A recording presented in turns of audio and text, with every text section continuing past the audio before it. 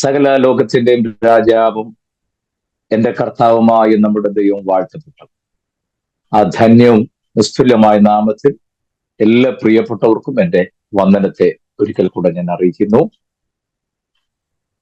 വളരെ ബദ്ധപ്പാടുകളുടെ നടുവിലും സമയം ലഭ്യമാകാതിരുന്നിട്ടും സമയം ക്രമീകരിച്ച് ദൈവവചനം കേൾക്കാൻ, പഠിക്കാൻ താല്പര്യത്തോടെ വന്നവരാണ് ഇന്ന് ഈ ക്ലാസ്സിൽ ഇരിക്കുന്നതെന്ന് ഞാൻ മനസ്സിലാക്കുന്നു. നിങ്ങളുടെ നല്ല താല്പര്യത്തെ കർത്താവ് മാനിക്കട്ടെ എന്ന് ഞാൻ ആത്മാർത്ഥമായി ദൈവത്തോട് പ്രാർത്ഥിക്കും. കർത്താവിന്റെ തിരുമേശയുടെ സെക്കൻഡ് പാർട്ടാണ് നമ്മൾ ഇന്ന് എടുക്കുന്നത്. ഇന്ന് ഞാനത് അല്പ സ്പീഡിൽ പോയി ഇന്ന് തീർക്കും. കാരണം നമ്മൾ കർത്താവിന്റെ ജീവിതം പഠിച്ചു വരുമ്പോൾ ഒടുവിലത്തെ സംഭവങ്ങളൊക്കെ അല്പം വിശദമായി അന്നേരം നമുക്ക് പഠിക്കേണ്ടതുള്ളത് കൊണ്ട് ഇന്ന് ഞാൻ ആ തിരുമേശയിൽ മാത്രം ഫോക്കസ് ചെയ്ത് ക്ലാസ് അവസാനിപ്പിക്കുവാൻ ആഗ്രഹിക്കുന്നു. വേറെ ഒന്ന് രണ്ട് സബ്ജക്റ്റും കൂടെ വിശദമാക്കൽ കൊള്ളാം എന്നുള്ള നിർദ്ദേശം എന്നെ സ്നേഹിക്കുന്ന ചില പ്രിയപ്പെട്ടവർ നൽകിയിട്ടുണ്ട്. വളരെ സന്തോഷത്തോടെ ഞാൻ ആ നിർദ്ദേശങ്ങൾ സ്വീകരിക്കുന്നു. നിശ്ചയമായും ആ വിഷയങ്ങൾ നമ്മൾ ഒരുമിച്ച് ദൈവസന്നിധിയിൽ വിചിന്തനം ചെയ്യാം എന്ന് ഞാൻ ആഗ്രഹിക്കുന്നു. കഴിഞ്ഞ ക്ലാസ്സിൽ ഞാൻ പറഞ്ഞു നിർത്തിയ ഭാഗം നിങ്ങളുടെ മനസ്സിലുണ്ടാകും എന്ന് ഞാൻ കരുതുന്നു. കർത്താവും ശിഷ്യന്മാരും കൂടെ പെസഹ ആചരിക്കാൻ ശിഷ്യന്മാർ കർത്താവിനോട് ചോദിക്കുന്നു, ഗുരു എവിടെയാണ് ശാല, അതെവിടെ ഒരുക്കണം എന്ന് ചോദിക്കുമ്പോൾ, നിങ്ങൾ അങ്ങോട്ട് ചെല്ലുമ്പോൾ ഒരു മനുഷ്യൻ വെള്ളം കോരിക്കൊണ്ട് വരുന്ന കാണും. ആ വീടോട്ട് കയറി ചെന്നിട്ട് പെസഹ ആചരിക്കാനുള്ള ശാല എവിടെയെന്ന് ഗുരു ചോദിക്കുന്നു എന്ന് പറഞ്ഞു. അപ്പോൾ ഗുരു ചോദിക്കുന്നു പറയുമ്പോൾ അത് ആരാണെന്നുള്ളത് അദ്ദേഹത്തിന് മനസ്സിലാകുമെന്നാണ് അതിന്റെ അർത്ഥം. അതെന്തുകൊണ്ടാണ് അങ്ങനെ പറഞ്ഞതെന്ന് ഞാൻ കഴിഞ്ഞ ക്ലാസ്സിൽ ഓർപ്പിച്ചിരുന്നു. ആ വീട് ഏതാണെന്ന് ഞാൻ പറഞ്ഞു. മർക്കോസ് എന്ന യോഹന്നാന്റെ വീടായിരുന്നു അതെന്നും നമ്മുടെ വാഴ്ചപ്പെട്ട കർത്താവിന് ആ വീടുമായി അഭേദ്യമായ ഒരു ബന്ധം ഉണ്ടായിരുന്നു എന്നും യെരുശലേം പട്ടണത്തിന്റെ സെൻട്രൽ പോർഷനിൽ സ്വന്തമായ ഒരു വീടുണ്ടാവുക എന്ന് പറഞ്ഞാൽ അതൊരു ചെറിയ കാര്യമല്ല. അത്രമേൽ റിച്ചായിട്ടുള്ള ആളുകൾക്ക് മാത്രം സാധ്യമാകുന്നതാണ് എന്നും നമ്മുടെ വാഴ്ചപ്പെട്ട കർത്താവിന് ആ കാലഘട്ടത്തിലെ ഏറ്റവും ഹൈലി റിച്ച് ആയിട്ടുള്ള പല ആളുകളുമായി ബന്ധമുണ്ടായിരുന്നു. എന്നാൽ ഒരിക്കൽ പോലും കർത്താവ് അതാരോടും പറയുകയോ വെളിപ്പെടുത്തുകയോ ചെയ്തിട്ടില്ല. രാഷ്ട്രീയ മേഖലയിലും കർത്താവിന് വലിയ സ്വാധീനം ഉണ്ടായിരുന്നു. അതെല്ലാം അതുകൊണ്ടാണ് നിക്കോദിമോസ് കർത്താവിനോട് വന്ന സംസാരിക്കുക. കർത്താവ് നിക്കോദിമോസ് മിനിസ്റ്ററാണല്ലോ, മന്ത്രിയാണല്ലോ, ഒക്കെ നമുക്കറിയാം. ഓക്കെ, അങ്ങനെ ആ വിരിച്ചൊരുക്ക വൻമാളിക കാണിച്ചു കൊടുത്തുവെന്നും അവിടെ അവർ പെസഹയ്ക്ക് ഇരിക്കുന്ന രംഗവുമാണ് പറഞ്ഞ് ഞാൻ അവസാനിപ്പിച്ചത്. അല്പം ഇമ്പോർട്ടന്റ് ആയിട്ടുള്ള, അല്പം നല്ല വളരെ ഇമ്പോർട്ടന്റ് ഉള്ള കാര്യമായതുകൊണ്ട് നിങ്ങളുടെ കണക്ഷൻ വിട്ടു പോകാതിരിക്കാൻ ഞാൻ ആ ഭാഗം ഒന്ന് റിമൈൻഡ് ചെയ്തിട്ട് വേഗം മുന്നോട്ട് നീങ്ങുന്നു. എല്ലാ വീടുകളിലും അന്ന് പെസഹയ്ക്ക് വേണ്ടിയുള്ള ഒരുക്കം നടക്കുന്നു. ആ വീട് അടിച്ചു വാരി വൃത്തിയാക്കി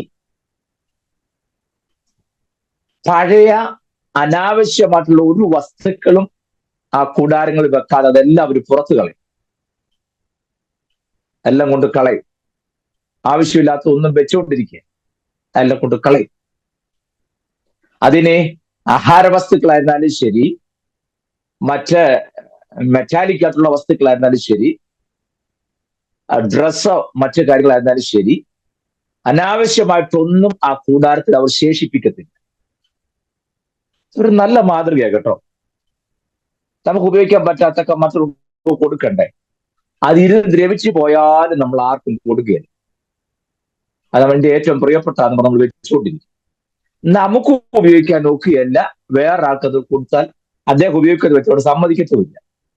ചിലരുടെ രീതി അത്. നമുക്കത് പെട്ടെന്ന് മാറ്റിയെടുക്കാൻ നോക്കുകയാൽ പിന്നെ പറയാന്നുള്ളതേ ഉള്ളൂ. അപ്പോൾ അനാവശ്യമായതൊന്നും കൂടാരത്തിൽ ഉണ്ടാകരുത്. ഒന്നുകൂടെ തെളിച്ചു പറഞ്ഞാൽ നമ്മുടെ ജീവിതത്തിൽ ഉണ്ടാകരുത്.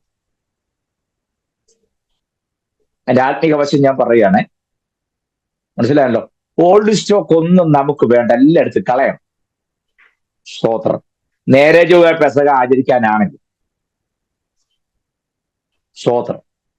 പോട്ടെ, എനിക്ക് അവിടെയൊക്കെ കുറെ കാര്യങ്ങൾ പറഞ്ഞാൽ കൊള്ളാമെന്നുണ്ട്. പക്ഷെ എനിക്ക് ഇന്ന് ഈ വിഷയം തീർക്കണം എന്നുള്ളത് കൊണ്ട് ഞാനങ്ങ് അല്പം സ്പീഡിൽ പോവുക, അല്ലെങ്കിൽ അവിടെയൊക്കെ നിന്ന് ഒരു കുറച്ചു നേരം കറങ്ങിയാലേ ആ വിഷയമൊക്കെ പറഞ്ഞ് അവസാനിപ്പിക്കാനും അതിനുള്ളതുണ്ട്. അതുകൊണ്ടാണ്. അപ്പൊ പെസക ആചരിക്കുന്ന ഒരു വ്യക്തിയെ വീടൊക്കെ അടിച്ചു വാരി വൃത്തിയാക്കണം. ഞാൻ എപ്പോഴും പറയും, ഒരു ദൈവത്തിന്റെ വീടൊക്കെ നല്ല സിസ്റ്റമാറ്റിക്കലായി എല്ലാം വാരി വലിച്ചും ആ പടെ ഇന്ത്യ പാകിസ്ഥാൻ യുദ്ധം നടന്ന പോലെ ഒന്നും വീടും റൂമും സിറ്റൗട്ടൊന്നും കിടക്കരുത്. മനസ്സിലാവുന്നോ? ആ, God is a God of order. ദൈവത്തിനെല്ലാം ഓർഡർ ആയിട്ട് സിസ്റ്റമാറ്റിക് ആയിട്ട് പോകുന്നതാണ് ഇഷ്ടം. നമ്മൾ ഈ അത്ഭുതങ്ങളൊക്കെ കാര്യമായിട്ട് ശ്രദ്ധിക്കും, പക്ഷെ അതിന്റെ പിൻപിലെ സിസ്റ്റമാറ്റിക് ദൈവത്തിന്റെ ഓർഡർ പലപ്പോഴും നമ്മൾ ശ്രദ്ധിക്കാറില്ല. ഉദാഹരണം, 5 അപ്പം കൊണ്ട് 5000 പേര് പോഷിപ്പിക്കുന്ന രംഗം നമ്മൾ വായിക്കാറ് അല്ലേ? നമുക്ക് ആ ഭാഗം വരുമ്പോഴേ അറിയാം. 5 അപ്പം എടുക്കുന്നു, വാഴ്ത്തുന്നു, ശിശുമാരെ കൊടുക്കുന്നു, വിളമ്പുന്നു, എല്ലാം തിന്ന് തൃപ്തരായി 12 കൊട്ട നിറച്ചെടുത്തു. അത്രയും കേൾക്കുമ്പോൾ നമുക്ക് ഭയങ്കര ആവേശം. പക്ഷെ അതിനൊക്കെ മുമ്പ് പറഞ്ഞൊരു വാചകമുണ്ട്, അത് ശ്രദ്ധിക്കല്ലേ നമ്മൾ. കാരണം അത് ശ്രദ്ധിച്ചാൽ നമുക്കും കുഴപ്പമാണെന്നറിയാം. അതുകൊണ്ട് നമ്മൾ പരമാവധി നമ്മൾ ആ വാക്യം കണ്ടില്ലെന്ന് നടിക്കും ചിലപ്പോൾ. അതിനിപ്പോ അതൊരു കാര്യമുണ്ട്, ജനത്തെ പന്തിയായിട്ട് ഇരുത്തിയെന്ന്. എങ്ങനെയാ? പന്തിയായിട്ട് ഇരുത്തി. Make the people in order. കണ്ടോ? മനസ്സിലായോ? മലയാളത്തിലൊക്കെ കുറച്ചുകൂടെ എഫക്ട് ഇംഗ്ലീഷിലുണ്ട്. Make the people in order. ജനത്തെ ഓർഡറിലാക്കാൻ. എനിക്ക് മനസ്സിലാകുന്നില്ല എന്ത് ഈ വാക്കൊന്നും കാണാത്ത. കർത്താവ് ഇപ്പോൾ ഈ 5 എണ്ണത്തെ അങ്ങ് വാഴ്ത്താൻ പോവെന്ന് പറഞ്ഞ് ഭയങ്കര ഉണർവ് നടത്തും. കാരണം അതിന് മുമ്പത്തെ കാര്യമല്ലേ കുറച്ചുകൂടെ എംബസിസ് ചെയ്ത് പറയണ്ടേ? മനസ്സിലാകുന്നുണ്ടോ? നമ്മുടെ ജീവിതത്തിൽ 5 അല്ല 50 ഉണ്ടെങ്കിൽ ഇത് വർദ്ധിക്കാത്ത ഒരു കാര്യം എന്നറിയാവോ? നമ്മൾ ഓർഡറിൽ വന്നിട്ടില്ല. നമ്മൾ ഈ 5000 പേരെ പോഷിപ്പിച്ച കാര്യമാണ് അങ്ങ് ഭയങ്കര സ്ട്രെസ് ചെയ്ത് പറയുന്നത്. പറഞ്ഞോ? വേണ്ടെന്നല്ല ഞാൻ പറഞ്ഞേ. അതിന് മുമ്പ് നടന്ന അതിനേക്കാൾ ഇമ്പോർട്ടന്റ് കാര്യമുണ്ട്. ജനത്തെ പന്തിയായിട്ട് ഇരുത്തി. എപ്പോൾ ഓർഡറിൽ വരുമോ അന്നേരം ഇത് വർദ്ധിപ്പിച്ച് കൊടുക്കത്തുള്ളൂ. സ്തോത്രം. മനസ്സിലാകുന്നുണ്ടോ? നമ്മുടെ ജീവിതത്തിൽ ഒരു വർധനവ് വേണമെന്നുണ്ടെങ്കിൽ, ഒരു നന്മ പ്രാപിക്കണമെന്നുണ്ടെങ്കിൽ, ജീവിതത്തിൽ വ്യത്യാസം അനുഭവിക്കണമെന്നുണ്ടെങ്കിൽ, നമ്പർ 1, എപ്പം നമ്മൾ ഓർഡറിൽ വരുന്നോ അന്നേരം ഇത് സാധ്യമായി തീർക്കും. അല്ലെ കർത്താവ് 5 അപ്പം എടുത്ത് 5000 പേരെ പോഷിപ്പിച്ചിട്ടുള്ളത് ചുമ്മാ ഈസി ആയിട്ട് പറഞ്ഞു പോകരുത്. അതിന് മുമ്പ് അതിന്റെ മെയിൻ കാര്യം നടന്നു. ഓർഡറിലാക്കി, ഓർഡറിൽ ഇരിക്കാൻ പറഞ്ഞു. സ്തോത്രം. അപ്പൊ എനിക്കൊരു കാര്യം മനസ്സിലായി, ഈ 3 ദിവസം കേട്ടിട്ട് ഇവർ ഓർഡറിലല്ലായിരുന്നു. അപ്പൊ എനിക്കൊരു കാര്യം മനസ്സിലായി, 3 അല്ല 300 ദിവസം വചനം കേട്ടെന്ന് പറഞ്ഞാലും ഓർഡറിലായിരിക്കണം നിർബന്ധമൊന്നുമില്ല. എങ്ങും എഴുന്നേറ്റ് പോകാതെ വെള്ളം പോലും കുടിക്കാതെ 3 ദിവസം ഇരിക്കുകയൊക്കെ ചെയ്യും. കർത്താവ് നോക്കിയപ്പോ 3 ദിവസവും വചനം കേട്ടുകൊണ്ടിരിക്കുക, പക്ഷെ ഓർഡറിലല്ലായിരുന്നു. സ്തോത്രം. പ്രിയർ, ഇതൊക്കെയാണ് നമ്മൾ മറ്റുള്ളവരോടും ദൈവസഭയിലും ഒക്കെ പറയേണ്ടത്. അല്ലാതെ നിന്റെ കയ്യിലുള്ള 5 അപ്പത്തെ ഇന്ന് പകലുകാലം അല്ലെ, അല്ലെങ്കിൽ രാത്രികാലം, നമ്മുടെ കുറെ കാലമൊക്കെ ഉള്ളതുകൊണ്ട് പിന്നെ പറഞ്ഞൊപ്പിക്കാൻ എളുപ്പമുണ്ട്. അപ്പൊ ഇതെല്ലാം കൂടെ വൈബ്രേഷൻ ഇട്ട് പറഞ്ഞാലൊന്നും അപ്പം വർദ്ധിക്കുകയല്ല. അപ്പം ക്ലിയർ ആയിട്ട് കിട്ടണമെന്നുണ്ടെങ്കിൽ എപ്പം നമ്മൾ ഓർഡറിൽ വരുന്നു അന്നേരം കർത്താവ് ഇത് എടുക്കൂ. നമ്മുടെ കാര്യത്തിൽ തവരൻ ഇതുവരെ നമ്മുടെ സബ്ജക്റ്റ് ഒന്നും എടുത്തിട്ടില്ലെങ്കിൽ ഒന്ന് തിരിഞ്ഞ് നോക്കിയിട്ട് നമ്മൾ ഓർഡറിലാണോ എന്ന് നോക്കിയാൽ മതി. ക്ലാസ് ആയതുകൊണ്ട് എനിക്കിത് പറയാതെ പോകാൻ ഒക്കത്തില്ല, അതുകൊണ്ടാണ്. അത്ര കാര്യം വ്യക്തമായല്ലോ. അപ്പൊ എല്ലാ വീട്ടിലും പെസഹയ്ക്കുള്ള ഒരുക്കം വളരെ ഗൗരവത്തോടെ നടക്കുകയും എല്ലാ വീടും അടിച്ചു വാരി വൃത്തിയാക്കി എല്ലാം നല്ല നീറ്റ് ആൻഡ് ക്ലീൻ. പെസഹയല്ലേ, അങ്ങനെ വേണം. യെസ്, അങ്ങനെ വേണം. നിർബന്ധമാണ്. എല്ലാം സിസ്റ്റമാറ്റിക്കലായി. എനിക്ക് പിന്നെ ഇങ്ങനെ പറയാനുള്ള ആവശ്യം വരുന്നുണ്ട്. ഞാൻ ഈ സമയത്തെ പേടിച്ച, എന്റെ ഫ്രണ്ടിൽ തന്നെ ഞാൻ ക്ലോക്ക് വെച്ചേക്കുന്നു. സമയത്തെ പേടിച്ച കൂടാരത്തിനകത്തൊരിടത്ത് ഒരു പുളിപ്പ് കാണാൻ പാടില്ല. എല്ലാം മനസ്സിലായോ?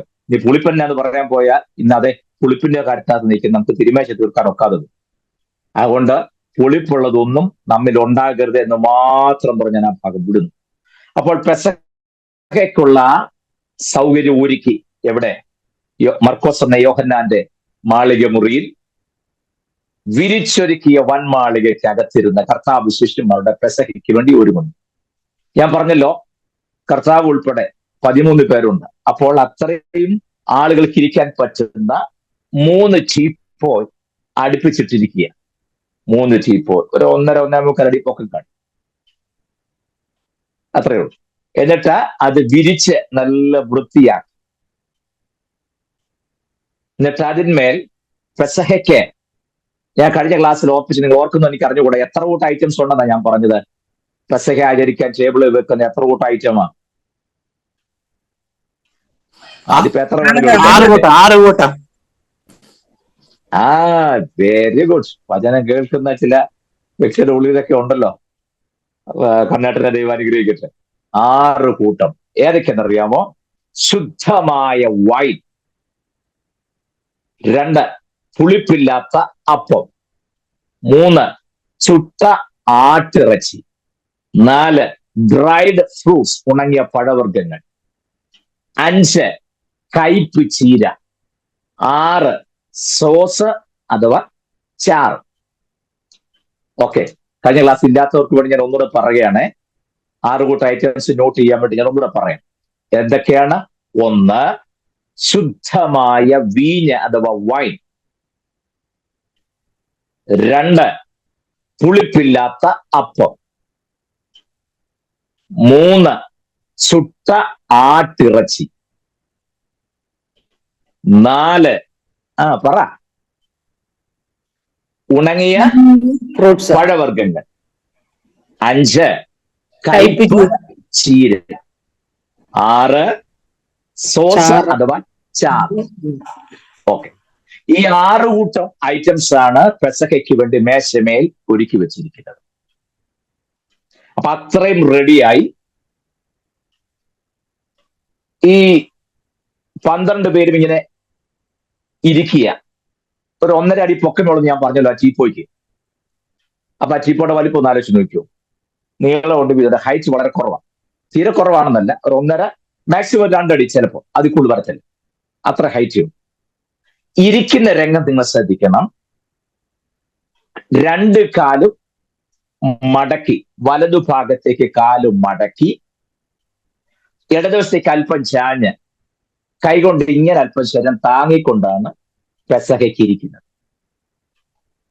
ശ്രദ്ധിക്കണം, കസേരയിൽ ഇരുന്നുകൊണ്ടല്ല തിരുമേശ ആചരിച്ചത്.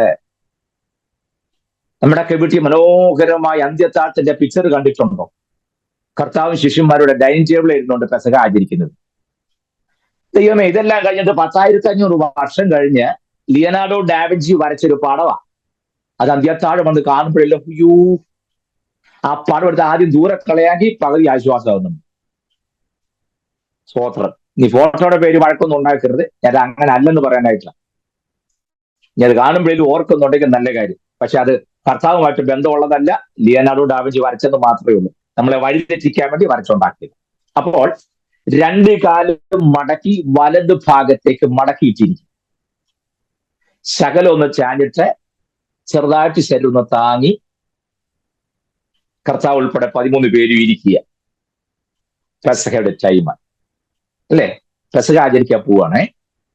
വൈകുന്നേരം 6 മണിക്ക് തുടങ്ങുന്ന ശുശ്രൂഷ പിറ്റേ ദിവസം ഏകദേശം 2 മണി 3 മണിയാണ് തീരുമ്പോ. അപ്പൊ പെട്ടെന്ന് ശുശ്രൂഷ തീരുമല്ലേ? അല്ലേ? വൈകുന്നേരം 6 മണിക്ക് തുടങ്ങുന്ന ശുശ്രൂഷ അതിന്റെ 1ാമത്തെ സെക്ഷൻ അവസാനിക്കുമ്പോൾ 9 മണിയാകും. 4 പ്രാവശ്യമാണ് പാനപാത്രം എടുത്ത് വാഴ്ത്തുന്നത്. എന്നെ ശ്രദ്ധിക്കണേ. എന്റെ അറിവിൽ ഇതിനകത്ത് 1-2 പേര് ഞാൻ ഇത് മുമ്പ് പറഞ്ഞ് കേട്ടിട്ടുള്ളൂ. പ്രാവശ്യം കേട്ടിട്ടുണ്ട്, അതെനിക്കറിയാം. സോളിസീന സിസ്റ്റർ കേൾക്കാൻ ചിലപ്പോൾ സാധ്യത കൈ പൊക്കി കഴിക്കണം. മറ്റാരും ഇത് കേട്ട് കാണാൻ സാധ്യതയില്ല. ഓക്കെ, അതുകൊണ്ട് തന്നെ നിങ്ങൾ വളരെ കെയർഫുൾ ആയിട്ട്, ഞാൻ ഒന്നുകൂടെ സ്ലോ ആക്കി പറയാൻ ശ്രദ്ധിക്കണേ. അപ്പോൾ 12 പേരും ഇരുന്നു, ഐറ്റംസ് മേശമേൽ വെച്ചു, എല്ലാം റെഡിയായി. പെസഹ ആരംഭിക്കാൻ പോവുകയാണ്. ഞാൻ പറഞ്ഞു വൈകുന്നേരം 6 മണിക്ക് തുടങ്ങുന്നത് പിറ്റേ ദിവസം 3 മണി വരെ നീളും. ആ സാധനമാണ് നമ്മൾ 10 മിനിറ്റ് കൊണ്ട് നടത്തി രക്തന്റെ ഗ്ലോറി പറഞ്ഞു പോകണം. മനസ്സിലാവുന്നുണ്ടോ?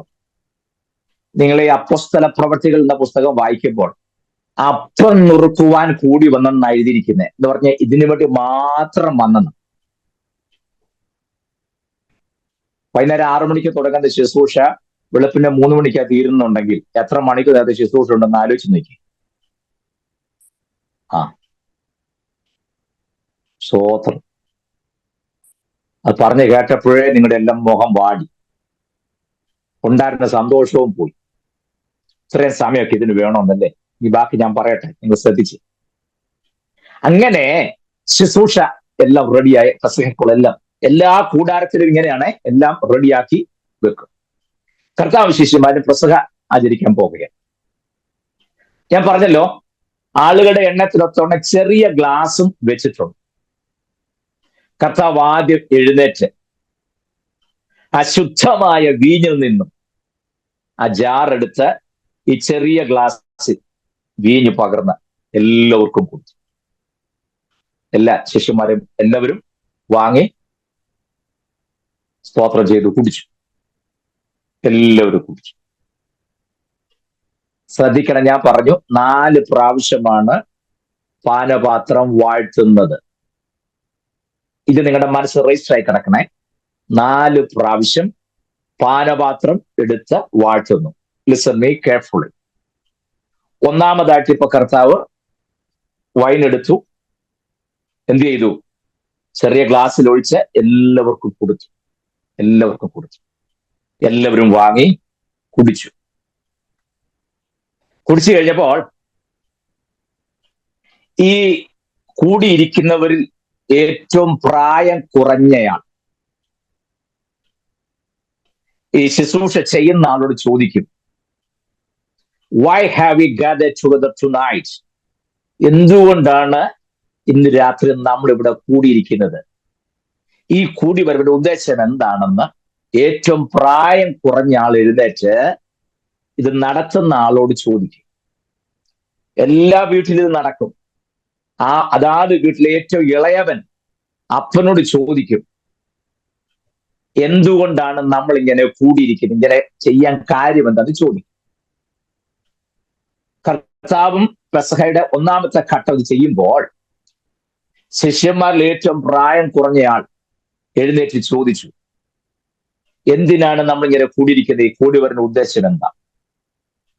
അപ്പോൾ കർത്താവ് നമ്മുടെ പിതാക്കന്മാർ മിസ്രൈമിലും മരുഭൂമിയിലുമായി അനുഭവിച്ച കഷ്ടതയുടെ വിവരണങ്ങൾ, 430 വർഷത്തോളം അടിമകളായി എന്റെ ദേശത്ത് പാർത്തതും ദൈവം അവരെ വിടുവിച്ചുകൊണ്ട് വന്നതും വഴിമധ്യേ അവർക്കുണ്ടായ പ്രതിബന്ധങ്ങളും അതിന്റെ ഇടയിൽ ദൈവം ഇറങ്ങി വന്ന് അവർ കൂടെ വസിച്ചതും നടത്തിയതുമായ കാര്യങ്ങളൊക്കെ ഒന്നുപോലും വിട്ടുകളയാതെ ഓരോന്നായിട്ട് അങ്ങനെ വിവരിക്കുക. It would take time. ഇത് സമയമെടുക്കും. സ്വോത്രം.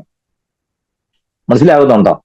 കവല നിന്നുകൊണ്ട് പൊരിക്കടല വാങ്ങി തിന്ന പോലെ തിന്നേണ്ട സാധനമല്ല ഇത്. വല്ലതും പിടി കിട്ടുന്നുണ്ടോ?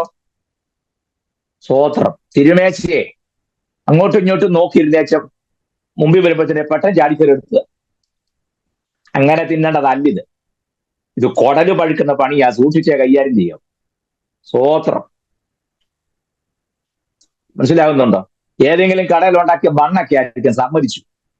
പക്ഷെ ഒരു കാരണവശാലും തിരുമേശയായിട്ട് കൂട്ടം കളിക്കാൻ പോകരുത്. It is very serious. അപ്പോൾ ഇതെടുത്ത്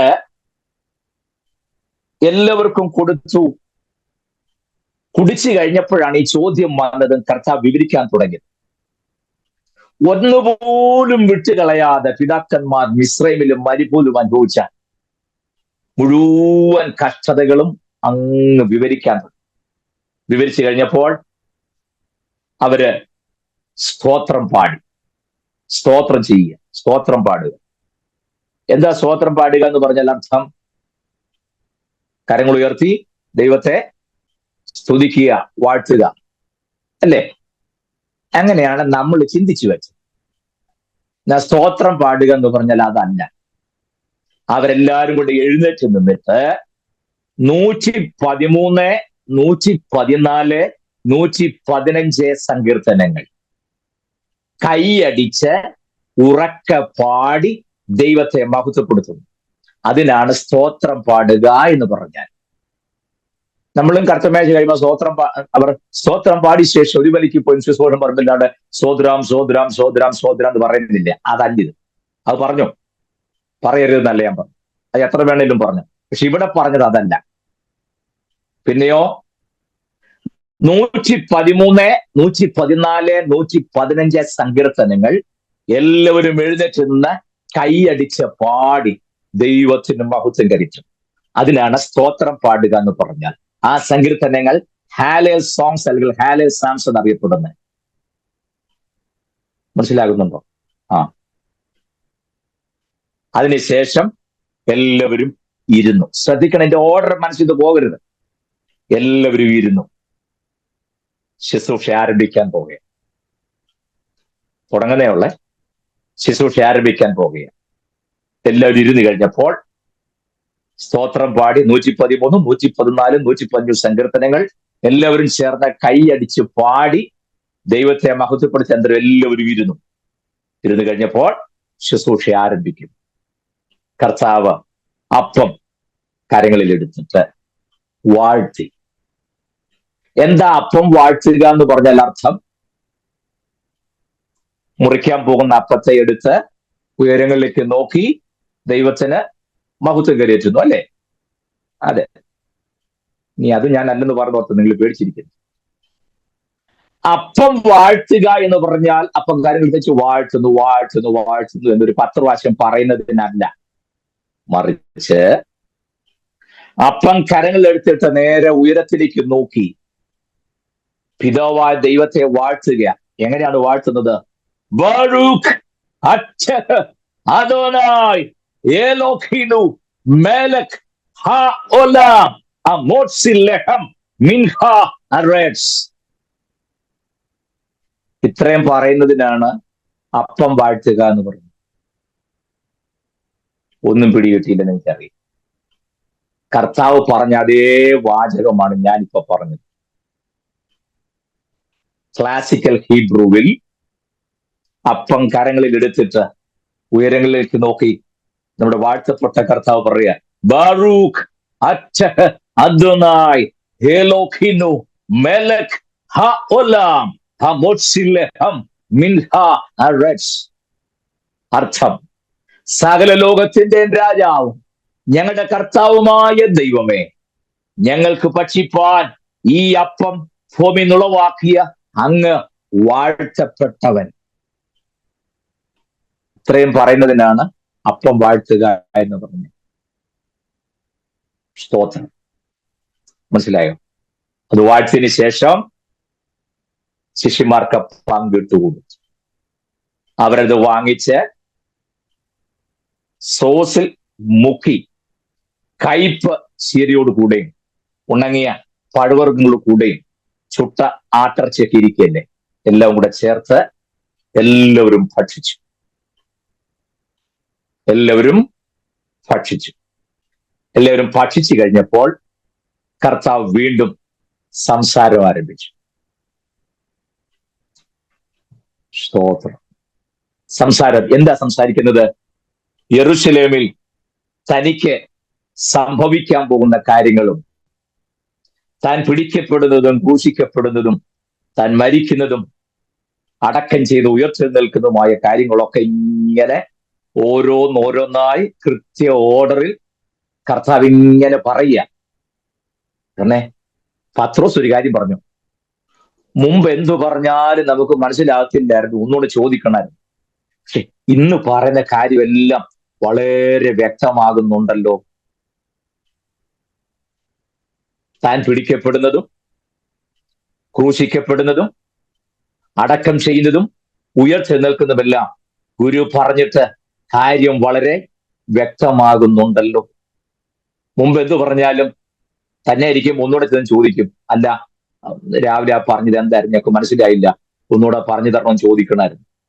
പക്ഷെ ഇപ്പൊ അങ്ങനല്ല, പറയുന്ന കാര്യങ്ങളൊക്കെ വളരെ വ്യക്തമായി ഞങ്ങൾക്ക് ബോധ്യമാകുന്നു. സ്തോത്രം. അത്രയും പറഞ്ഞുകൊണ്ട് ഒരു കാര്യം പറയാതിരിക്കാൻ നോക്കുകയാണ്. ദയവായി യേശുക്രിസ്തുവിന്റെ ക്രൂശിനെ കുറിച്ചാണ് പറയുന്നെങ്കിൽ അതെല്ലാവർക്കും മനസ്സിലാകുന്ന ഭാഷയെ പറയണം.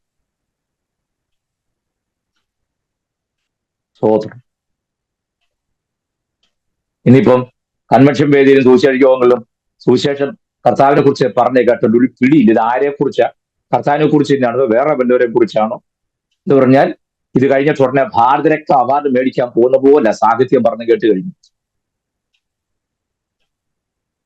കേൾക്കുന്നതൊക്കെ ഒന്നും പിടികിട്ടുക. ഊവ തുടങ്ങിയ ഊ കൊണ്ട് മാത്രം ഉത്തുംഗവും ഉന്മാദവും ഉത്കൃഷ്ടവും ഉന്നതവും പിന്നെ കുറെ ഊ ചേർത്തുള്ള കാര്യങ്ങൾ മാത്രം. കായ തുടങ്ങിയ കാ കൊണ്ട് മാത്രം. തീരുമ്പോ ഒരു കായും കാണുകയില്ല. എന്നാലും സ്തോത്രം. നോക്കൂ, ക്രൂശീകരണം പറഞ്ഞപ്പോൾ അതുവരെ മനസ്സിലാകാതിരുന്നവർക്കും മനസ്സിലായി അതാണ് ക്രൂശ്. മനസ്സിലാകുന്നുണ്ടോ? ക്രൂശ് പറഞ്ഞാൽ ഏത് അജ്ഞാനിക്കും ബോധ്യമാകണം.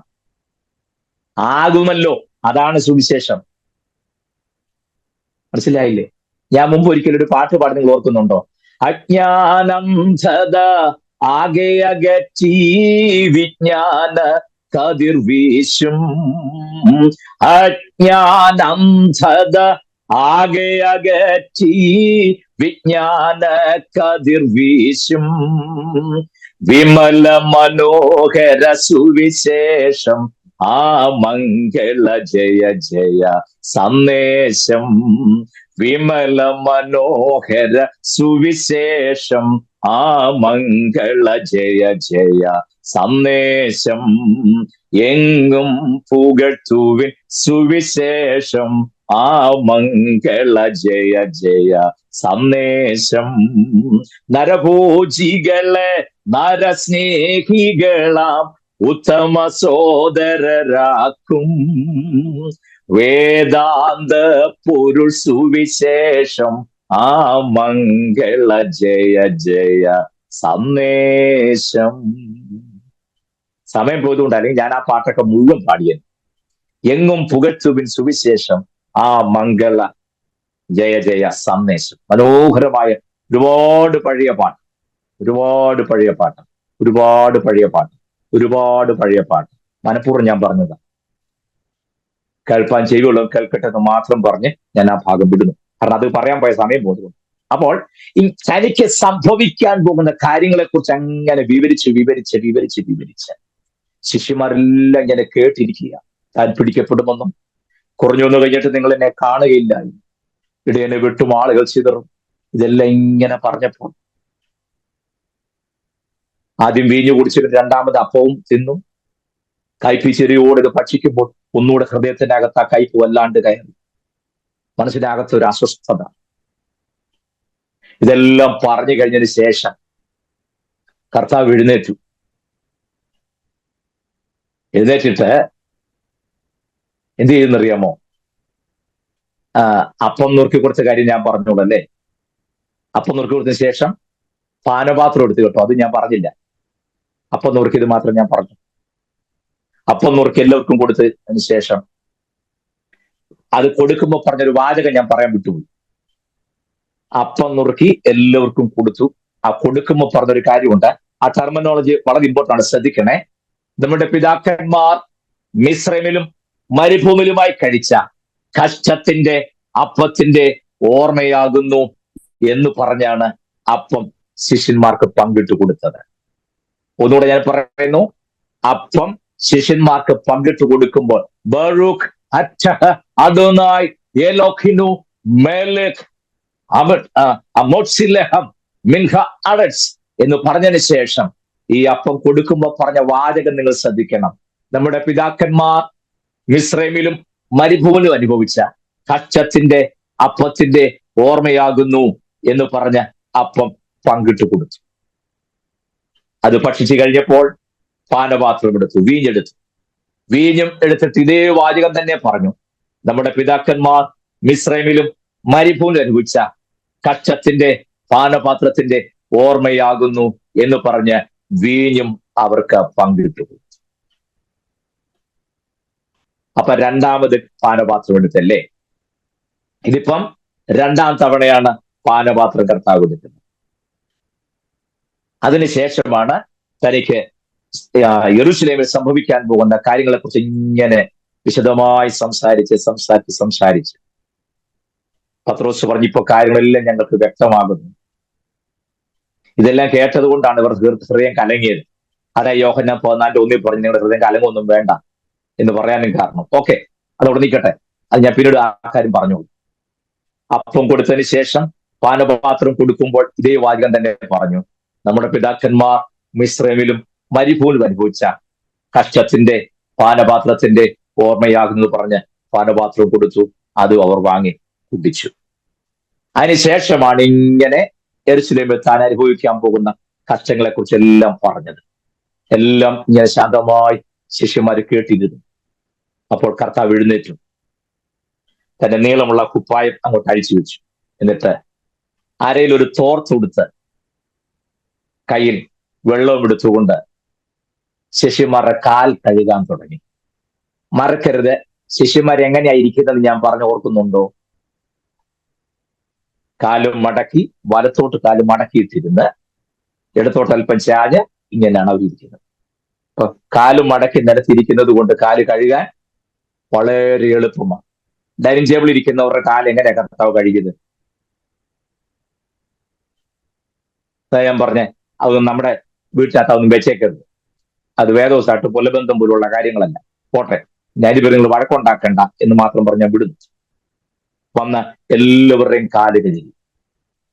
പത്രോസിനായിരിക്കും. പത്രോസ് പറഞ്ഞു, നോ, എന്റെ കാല് കഴുകരുത്. കർത്താവ് പറഞ്ഞു, ഞാൻ നിന്നെ കഴുകുന്നില്ലെങ്കിൽ നിനക്ക് എന്നോട് ഓഹരിയോ പങ്കോ ഉണ്ടായിരിക്കില്ല. പറഞ്ഞ പത്രോസ്, അങ്ങനെയാണെങ്കിൽ കാല് മാത്രം പറയും, എന്നെ തല മുതൽ കഴിക്കോളാം. അവിടൊക്കെ കുറെ കാര്യം വാസ്തവത്തിൽ പറയേണ്ടതാ. എനിക്ക് സമയത്തിനകത്ത് ഇത് ഇന്നും തീരുവോ ദൈവമേ, സംശയം. ഏതായാലും ഈ പറയുന്നത് വ്യക്തമായി പറഞ്ഞു പോകണം എന്നുള്ളത് കൊണ്ട് ഞാൻ അങ്ങനെ ഓടിച്ചു പോകാതെ നിങ്ങൾക്ക് ബോധ്യമാകണം. അവിടെ ഒരു ഡോക്ടറിനെ എനിക്ക് പറയാൻ വാസ്തവത്തിൽ താല്പര്യമുണ്ട്. പത്രോസിനോട് കർത്താവ് പറഞ്ഞ വാചകം, ഞാൻ നിന്നെ കഴുകുന്നില്ലെങ്കിൽ നിനക്കെന്നോട് പങ്കും ഓഹരിയും ഇല്ല. ഞാൻ ചോദിക്കട്ടെ, ഇതേ പത്രോസിനല്ല വല നിറച്ച് മീൻ കിട്ടിയത്? അതെ, ആ പത്രോസിന്റെ വലയ്ക്കകത്തല്ലേ വല കീറുമാറാകുന്നോളം മീൻ വന്ന് കയറിയത്? അതെ, ആ പത്രോസിന്റെ അമ്മായിമല്ലേ കഠിന ജ്വരം പിടിച്ച് കിടന്നപ്പോൾ കർത്താവ് ചെന്ന് സൗഖ്യമാക്കി? അതേന്ന് ചെയ്ത മുഴുവൻ അത്ഭുതത്തിന് സാക്ഷ്യം വഹിച്ച ആളല്ലേ പത്രോസ്? അതെ, വെള്ളത്തിന്മേൽ നടന്നു വന്നപ്പോ ഞാനും വരിക എന്ന് പറഞ്ഞ് ആകെ 3 ചുവടെ നടന്നുള്ളെങ്കിലും വെള്ളത്തിന് മീതെ പത്രോസ് നടന്നില്ലേ? നടന്നു. പക്ഷെ അതൊന്നും പറഞ്ഞിട്ട് കാര്യമില്ല. കഴുകൽ പ്രാപിച്ചാലേ കൂട്ടായ്മയുണ്ട്. ഒരെണ്ണം സ്വോത്രം പറഞ്ഞില്ല അതിനൊന്നും. നന്നായി. വല നിറച്ച് മീൻ കിട്ടിയത് കൊണ്ടോ, അമ്മായിയമ്മയുടെ രോഗം സൗഖ്യമായത് കൊണ്ടോ, കർത്താവ് നടന്ന പോലെ 3 ചുവടാണല്ലോ വെള്ളത്തിന് മീതെ നടന്നതുകൊണ്ടോ കാര്യമായില്ല. സ്വോത്രം. കൊല്ലം മനസ്സിലാകുന്നുണ്ടോ? ഇതൊക്കെ പറഞ്ഞുകൊണ്ടാണ് എന്നെ ആർക്കും കാണാൻ മേലാത്തതും ഞാൻ ഈ വീട്ടിൽ തന്നെ കുത്തിപ്പിടിച്ചിരിക്കുന്നത്. സ്വോത്രം. വല നിറച്ച് മീൻ കിട്ടി, ദൈവം ഞങ്ങളുടെ സ്ഥിതി മാറ്റി ഞങ്ങളെ സമൃദ്ധിയിലേക്ക് കൊണ്ടുവന്ന് പറഞ്ഞാലൊന്നും കാര്യം നടക്കുകയല്ല പ്രിയരെ. വല നിറച്ച് മീൻ കിട്ടുന്നതല്ല വിഷയം. അമ്മായിയമ്മയുടെ രോഗസൗഖ്യവുമല്ല. മറ്റാരും ചെയ്യാത്തതുപോലെ നീ വെള്ളത്തിന് മീതെ കുറച്ചാണ് നടന്നെന്ന് പറഞ്ഞാലൊന്നും കർത്താവുമായി കൂട്ടായ്മ ആചരിക്കാൻ നോക്കുകയല്ല. കർത്താവ് പറഞ്ഞു, ഞാൻ നിന്നെ കഴുകുന്നില്ലെങ്കിൽ നിനക്ക് എന്നോടുള്ള ഒരു പങ്ക് ഓഹരിയില്ല മോനെ എന്ന് പറഞ്ഞു. അന്നേരം പറഞ്ഞു, അന്ന് അങ്ങനെയാണെങ്കിൽ എന്നെ മൊത്തം കഴുകിയേക്കാൻ. ഇനി നിങ്ങൾ ആ ഭാഗം ധ്യാനിച്ചു. സ്തോത്രം. കണ്ടോ, യെരൂശലേമിൽ തനിക്ക് ഭവിക്കാൻ പോകുന്ന കാര്യങ്ങളെല്ലാം പറഞ്ഞു കഴിഞ്ഞതിന് ശേഷമാണ് ശിഷ്യന്മാരെല്ലാം കാൽ കഴുകുന്നത്. കാൽ കഴുകിയതിന് ശേഷം വീണ്ടും വന്നിരുന്നിട്ട് നോക്കണേ, വീണ്ടും അപ്പം കരങ്ങളെടുക്കുക. നിങ്ങൾ ആ ഓർഡർ നിങ്ങളുടെ മനസ്സിൽ പോകരുതേ, അല്ലെങ്കിൽ നിങ്ങൾക്ക് സംശയം ഉണ്ടാകും. അതുകൊണ്ട് വന്നിരുന്ന് ഒരു കാര്യം പറയാൻ വിട്ടുപോയി. വന്നിരുന്നതിന് ശേഷം ഈ തന്റെ ശിഷ്യന്മാർക്ക് വേണ്ടി പ്രാർത്ഥിക്കുന്ന ഒരു രംഗമുണ്ട്. അയ്യോ, അത് പറയാതിരിക്കുന്നു. ദീർഘമായി പ്രാർത്ഥിക്കുക. നിങ്ങൾ യോഹന്നാന്റെ സുവിശേഷം 17-ാം അധ്യായം നിങ്ങൾ വായിച്ചു. കർത്താവിന്റെ മഹാപുരോഹിത പ്രാർത്ഥന നമുക്ക് ക്ലിയർ ആയിട്ട് അവിടെ കാണാം.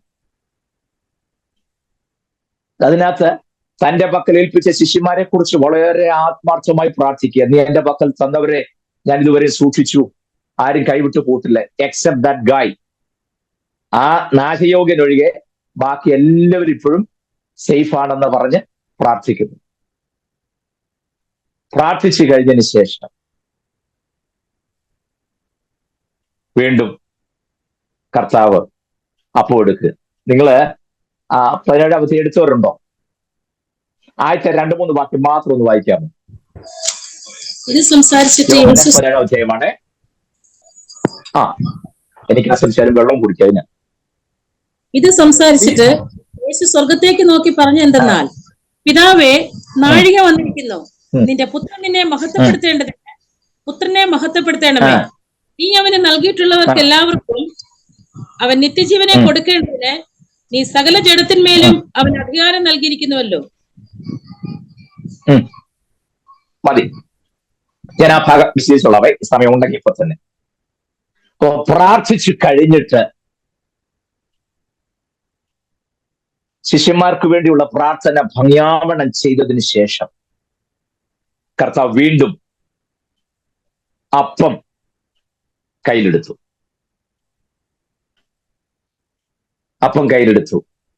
അത് വാഴ്ത്തി എങ്ങനെയാ നിങ്ങൾക്ക് അറിയാമല്ലോ അല്ലേ? വാഴ്ത്തുമ്പോ പറഞ്ഞ വാചകങ്ങളൊക്കെ ഞാൻ ഇവിടെ പറഞ്ഞത് ഞാൻ റിപ്പീറ്റ് ചെയ്യുന്നില്ല. ശിഷ്യന്മാർക്ക് പങ്കിട്ട് കൊടുക്കുക.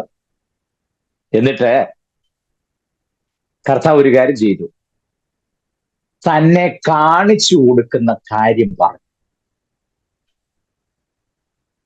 തന്നെ നിങ്ങളിലൂടെ എന്നെ കാണിച്ചു കൊടുക്കും, ഒറ്റിക്കൊടുക്കും. ഈ കാര്യം പറഞ്ഞു. അപ്പൊ കൊടുത്തു കഴിഞ്ഞാൽ ഒറ്റ വാക്കിൽ നിങ്ങൾ പറഞ്ഞ് തീർക്കുകയാണ്. അവിടെ അത് ആവർത്തിക്കണ്ട, കാരണം ആ പ്രോസസ് നിങ്ങൾക്ക് മനസ്സിലായല്ലോ. ആ സെഷൻ കഴിഞ്ഞപ്പോൾ വീണ്ടും അടുത്ത സെഷന് മുമ്പായിട്ട് കർത്താവ് പറയുക, നിങ്ങൾ ഓരോരുത്തർ എന്നെ കാണിച്ചു കൊടുക്കും. ശിഷ്യന്മാർ ഞെട്ടിപ്പോയി, ഞങ്ങൾ അങ്ങനെ ചെയ്യുമെന്നോ? യെസ്, നിങ്ങൾ ഓരോരുത്തർ എന്നെ കാണിച്ചു കൊടുക്കും. എല്ലാവരും ചോദിച്ചു, ഞാനാണോ ചോദിക്കുന്നു. ഇത് ചോദിക്കുമ്പോഴെല്ലാം ഒരാളിരുന്ന് പരിങ്ങുന്നത് കർത്താവ് ശ്രദ്ധിക്കുന്നുണ്ട്. ആരാ? യൂദ. എന്താ കാര്യം അറിയാമോ? കർത്താവ് ഈ കാല് കഴുകി വന്നപ്പോ യൂദയുടെ അടുത്ത് വന്നപ്പോഴത്തേക്കിന് ഈ പോക്കറ്റിനകത്ത് ചെറിയൊരു കിലുക്കം. എന്താ സംഭവം? മറ്റവരിൽ നിന്ന് വാങ്ങിച്ചത് 30 വെള്ളിക്കാശ് അവിടെ കിടപ്പുണ്ട്. കാല് കഴുകാൻ വന്നപ്പോഴേ ഈ കിലുക്കം കേട്ടേച്ചിരിക്കുക കർത്താവ്. സ്തോത്രം. എവിടെ കൊണ്ട് എങ്ങനെയെല്ലാം ഒളിപ്പിച്ചാലും ശരി, കർത്താവ് അത് പൊക്കുമെന്നുള്ളത് മനസ്സിലാക്കണം. അത്രയും മാത്രം പറഞ്ഞ് ഞാൻ വിടുന്നു. എത്ര രഹസ്യമായി ആരും കാണാതെ എങ്ങനെയൊക്കെ ഒളിപ്പിക്കാൻ ശ്രമിച്ചാലും കർത്താവ് അത് പൊക്കും. അത്ര ഞാൻ പറയുന്നുള്ളൂ. അത്ര പറഞ്ഞ ഞാൻ ഭാഗം വിടുന്നു.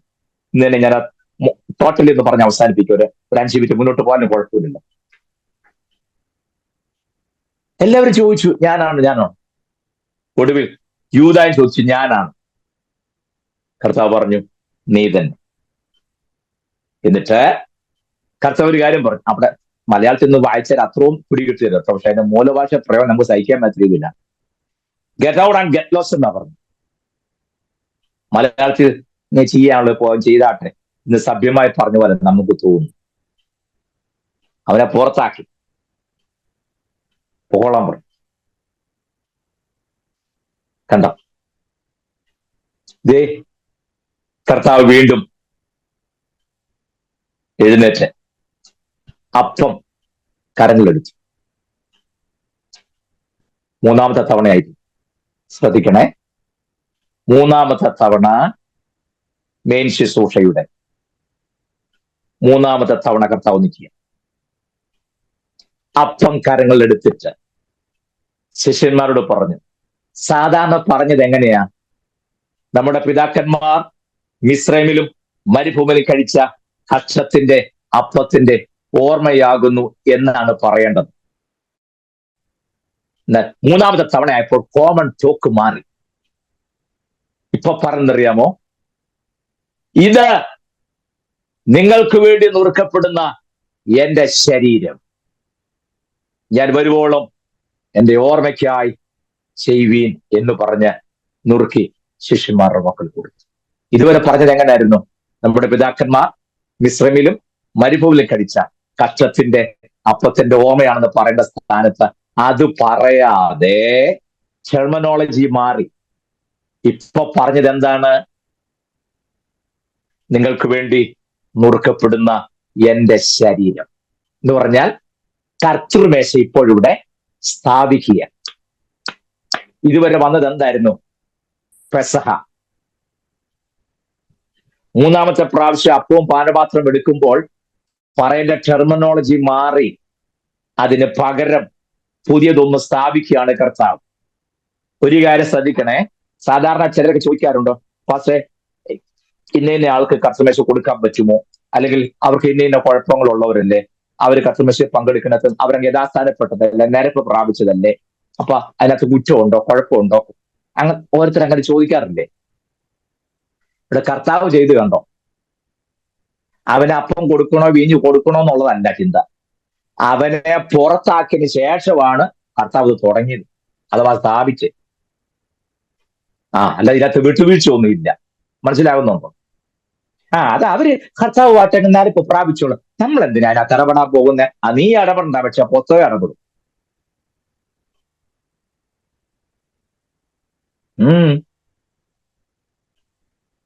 ഇവിടെ മുഖത്തൊരു ഭാവവ്യത്യാസം.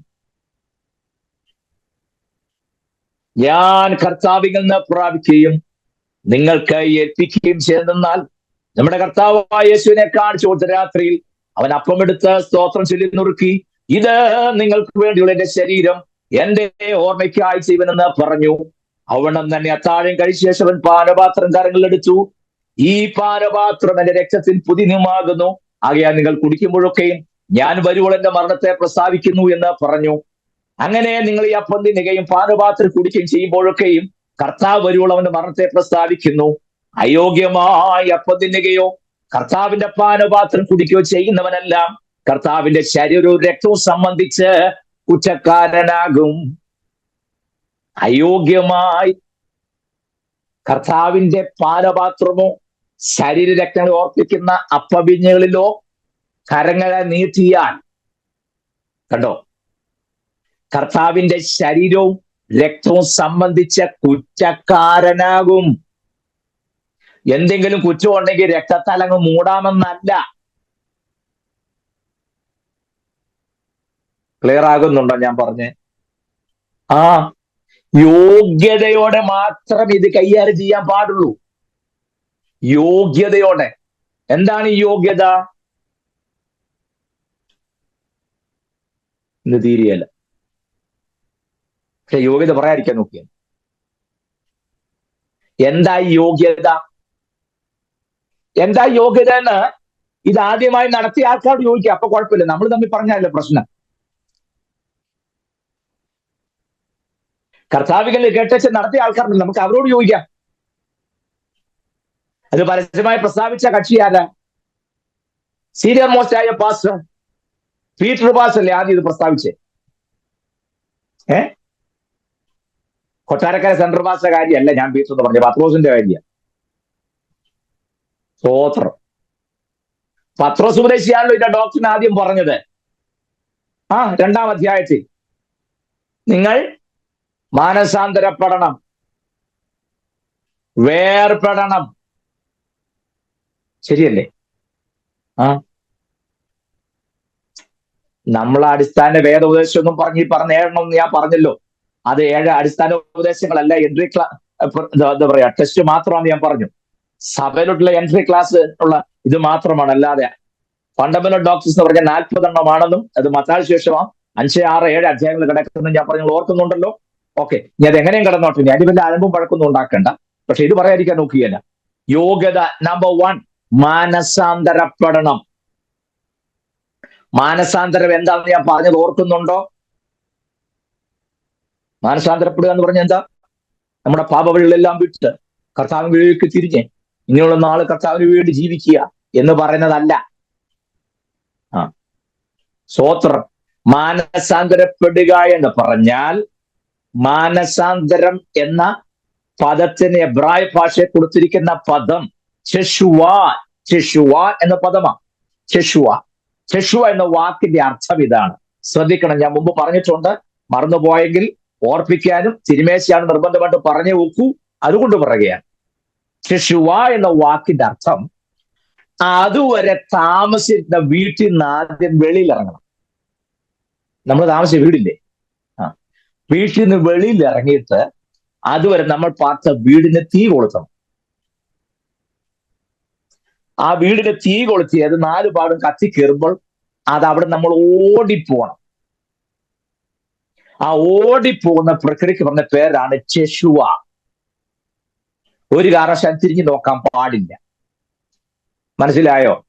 ഇല്ല, നമ്മൾ പറഞ്ഞ മച്ചനോയായും എബൌട്ട് ടേണും അല്ല മാനസാന്തരം. മനസ്സിലായല്ലോ? മാനസാന്തരം പറഞ്ഞാൽ അതുവരെ പാർത്ത വീടിന്റെ വെളിയിൽ ഇറങ്ങി അതുവരെ പാർത്ത വീടിന് തീ കൊടുക്കണം എന്ന് പറഞ്ഞാൽ, ഇനി ഒരിക്കലും ഞാൻ പഴയ വാസസ്ഥലത്തേക്ക് ഒരു ചുവട് പോലും വെക്കുകയില്ല. അങ്ങനെ ചുവട് വെച്ച് വരാൻ ആ പഴയ വാസസ്ഥലം ഇല്ല. അത് തീർത്തിട്ടാണ് ഞാൻ ഓടിപ്പോരുന്നത്. കണ്ടോ? അങ്ങനെ അത് കത്തുമ്പോൾ അവിടുന്ന് ഓടിപ്പോക്കണം. ആ ഓടിപ്പോണ പോക്കിനാണ് ചെഷുവ അഥവാ മാനസാന്തരം പറഞ്ഞ. മനസ്സിലാകുന്നുണ്ടോ? നിങ്ങൾ അന്തം വിട്ടൊന്നും നോക്കണ്ട. സോദോം ഗൊമോറയിൽ തീ ഇറക്കാൻ നേരത്ത് തമ്പുരാൻ പറഞ്ഞൊരു വാചകം ഒന്നും മറക്കരുത്. ലോകത്തിൽ വിളിച്ചു പറയുന്നുണ്ട്, ജീവരക്ഷയ്ക്കായി നിങ്ങൾ ഓടിപ്പോയിക്കോ.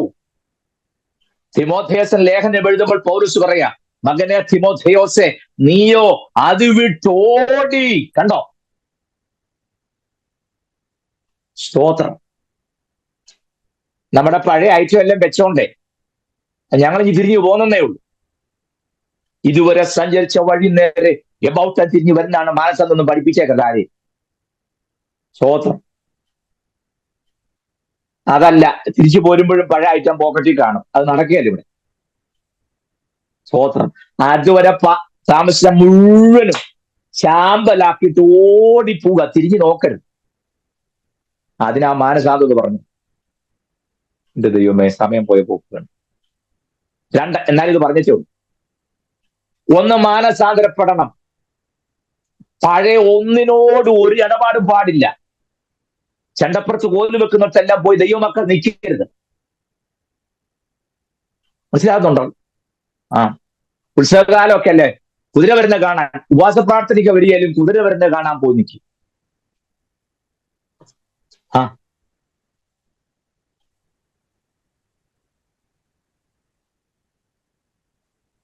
എല്ലാവരും ഉണ്ട്. വിറ്റേച്ച് പോയെന്നറിയാം, ഞാൻ നിർത്തി നോക്കി. പഴയ ഐക്യത്തിലേക്കൊന്നും നീ പോകരുതാ ഞാൻ ഈ പറഞ്ഞേ. മാനസാന്തരപ്പെട്ടവൻ അല്ല, പിടികിട്ടുന്നുണ്ടോ? എന്തോ ആവേശത്തിലാന്നറിയോ ഓരോരോ കാര്യങ്ങൾ പറഞ്ഞു കേൾക്കുന്നത്. ദുഷ്ടന്റെ ആലനപ്രകാരം നടക്കരുത്, പാപിയുടെ വഴി നിൽക്കരുത്, പരിഹാസത്തിൽ ഇരിക്കരുത്. ഇങ്ങനെയൊക്കെയാണ് പ്രമാണം. ഇവരെല്ലാരും കൂടുതൽ നടുക്ക് പോരും. നീയും കൂടെ പോയി സിനിമ കണ്ടേച്ച് ഇവിടെ വന്ന് കർത്തൃമേശയ്ക്ക് വാ പൊളിക്കരുത് ഞാൻ ഈ പറഞ്ഞേ. അല്ല, ഇവിടെ ആരും നിന്നെ നിർബന്ധിച്ചില്ല, പൊക്കോ. അങ്ങനെ എല്ലാ ഐക്യത്തിനും പുറകെ വെച്ച് ഇവിടെ വരുമ്പം തരാനായിട്ടുള്ളത് അല്ലിത്. It's very serious. മനസ്സിലാകുന്നോ? ആ, മിച്ചം മീനുണ്ട്, അവിടെ ഇരുന്നോളൂന്നേ, ഇവിടെ ഇരുന്നോട്ടെ. എല്ലാത്തിനും കൂടെ കൂട്ടം കളിക്കാനായിട്ടുള്ളതല്ല ഇത്. അപ്പൊ മാനസാന്തരം ഇസ് വെരി ഇമ്പോർട്ടന്റ്. 2, വേർപാട് പാലിക്കണം. അത് അപ്പോസ്തലപ്രവൃത്തി നമ്മൾ നിങ്ങൾ വേർപെടണം. വേർപാട് ഒരുപാട് കാര്യങ്ങൾ പറയണം. ലോകത്തുള്ളവരെ സ്നേഹിക്കാതെ, ലോകത്തോട് കലരാതെ, ലോകത്തോട് ഇടപഴകാതെ. മനസ്സിലാകുന്നുണ്ടല്ലോ? ലോകസ്നേഹം ദൈവത്തോട് ശത്രുത്വമാകുന്നു, അങ്ങനെയാണ് വാക്യം. ലോകത്തിന്റെ യാതൊരു രീതിയും ശൈലിയും നമ്മിൽ വന്നു ഭവിക്കാതെ. മനസ്സിലാകുന്നുണ്ടോ ഞാൻ പറഞ്ഞത്? സ്തോത്രം. തനിമ നഷ്ടപ്പെടാതെ സൂക്ഷിക്കണം ഒരു ദൈവ പൈതൽ. Price the Lord. മനസ്സിലാകുന്നുണ്ടോ? ആ, വേർപാട് പാലിക്കേണ്ട എല്ലാ മേഖലയിലും വേർപാട് പാലിച്ചിരിക്കണം, അത്യാവശ്യം. വേർപാട് പാലിച്ചാൽ മാത്രം പോരല്ലോ അല്ലേ? രക്ഷിക്കപ്പെട്ടു, അല്ലെങ്കിൽ മാനസാന്തരപ്പെട്ടു, വേർപാട് പാലിച്ചു, പിന്നെന്ത് ചെയ്യണം? ഇത് രണ്ടും കഴിഞ്ഞാൽ സ്നാനപ്പെടാം.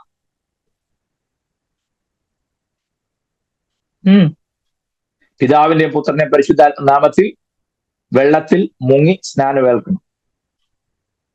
സ്തോത്രം. അത് കഴിഞ്ഞ് പരിശുദ്ധാത്മാവിന്റെ നിറവിലേക്ക് വരണം. ഇത് 4 കഴിഞ്ഞാണ് 5ാമത്തെ കാര്യം, തിരുമേശ. മേൽപ്പറഞ്ഞ 4 കൂട്ടം കാര്യങ്ങൾ കഴിഞ്ഞിട്ടുണ്ടെങ്കിൽ നിനക്കും കിട്ടും അപ്പവും വീഞ്ഞും. കർത്തൃമേശ, അപ്പവും വീഞ്ഞും എന്നല്ല, തിരുമേശ ഭാഗവാക്കാണ്. അല്ലാത്തവർക്ക് അപ്പവും വീഞ്ഞും കിട്ടും. അത് നല്ല ബേക്കറി കയറിയാലും കിട്ടും, ഇല്ലെങ്കിൽ വീട്ടിൽ പോയാലും നമുക്കിത് തിന്നാവുന്നതേ ഉള്ളൂ. വീഞ്ഞിപ്പോ കിട്ടാത്ത സാധനമൊന്നും അല്ലല്ലോ. അപ്പോഴേ അയോഗ്യമായിട്ട് ഇതിനകത്ത് കരങ്ങൾ നീട്ടരുത്. അതുകൊണ്ട് അയോഗ്യനായവനെ പുറത്താക്കിയിട്ടാണ് കർത്താവ് ഇത് സ്ഥാപിച്ചത് തന്നെ. അപ്പൊ പിന്നെ ഞങ്ങളൊക്കെ കൊടുക്കാവോ, നിങ്ങളൊക്കെ കൊടുക്കുന്നതിന് കുഴപ്പം വല്ലതും ഉണ്ടോ? അവരും കൂടെ കൂടിയും തന്നെ കുഴപ്പം. സ്തോത്രം. സഭാത്തിന് രാവിലെ ഒരിക്കൽ വന്നപ്പോ സ്വോത്രാഴ്ചയുടെ കാര്യം പറഞ്ഞ് അലമ്പുണ്ടാക്കി വെച്ച് എന്റെ കർത്തമേശ കൂടാൻ വരുന്നത്. സ്വോത്രാഴ്ചയുടെ കാര്യം പറഞ്ഞു, എനിക്കറിയാവുന്നു. സ്വോത്രം എത്ര ഇടുന്നത് സ്വോത്രാഴ്ചക്ക്? പിന്നെ സ്വോത്രാഴ്ചക്ക് ഇടുന്ന കണ്ടു കഴിഞ്ഞാൽ സ്വർഗം ഇരുന്ന് ഞെട്ടി വിറയ്ക്കും. അത്ര ഇടിയിലല്ലേ നമ്മൾ ഇടുന്നത്. അതോ ചുരുട്ടിക്കൊണ്ടൊരു ഇടിയിലുണ്ട്. ഈ ഞായറാഴ്ച സഭായം കഴിയുമ്പം ദേവദാസന്മാർ ഈ തോളെല്ലാം നീരി വെക്കും. കാരണം ഈ 10 നോട്ട് നിവർത്തുന്ന ഈ പുകല പോലെ ചുരുട്ടിയാണല്ലോ കൊണ്ടിടുന്നേ, അല്ലേ? ആ, എനിക്കറിയാൻ മേലാണ്ട് ചോദിക്കുക. നിങ്ങൾ ബസ്സിൽ കയറുമ്പോൾ കണ്ടക്ടർ ടിക്കറ്റ് ചോദിക്കും, നിങ്ങൾ ആ പൈസ എങ്ങനെയാ കൊടുക്കുന്നത്? ചുരുട്ടി കൊടുക്കുവോ? നല്ല കളിയായി. ഒരു കാരണവശാലും കൊടുക്കുകയല്ല. സീറ്റ് ഇല്ലെങ്കിൽ കമ്പിയിൽ ഇങ്ങനെ ചാഞ്ഞു നിൽച്ചാൽ കമ്പിയെ വട്ടം പിടിച്ചോണ്ട് നിന്ന് അത് നിവർത്ത് അത് 2 ഒട്ടി പിടിച്ചിരിപ്പില്ല എന്ന് ഉറപ്പാക്കിയിട്ട് ടിക്കറ്റിന്റെ പൈസ കൊടുക്കും. എന്നല്ലേ ചെയ്യുള്ളൂ. ആ കക്ഷി സ്വോത്രാഴ്ച ഇടുമ്പോഴും